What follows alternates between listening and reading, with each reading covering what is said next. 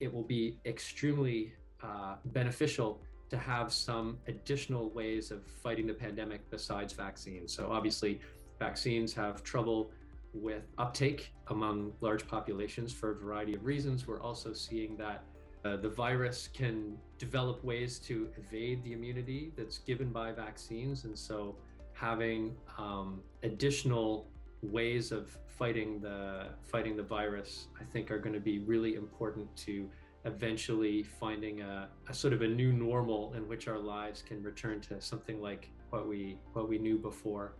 So a virus is basically a machinery that replicates itself. And as part of this process, it's using a protein. And our job is to find a small molecule that would bind to this protein.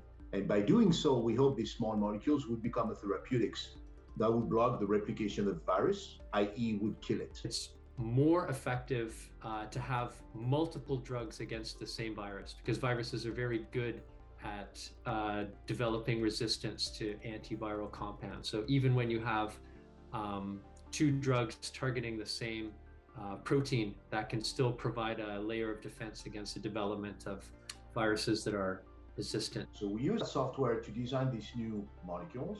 If the program says it's good, then we go to the lab, we make it, and then Tony's lab will be testing to see whether it does what we predict the compound to do. Yet we don't have any proof that it really binds to this proteins.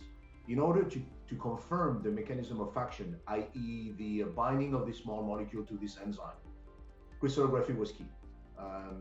We've done a lot of experiments that was suggesting that was the mechanism of action, but no real proof.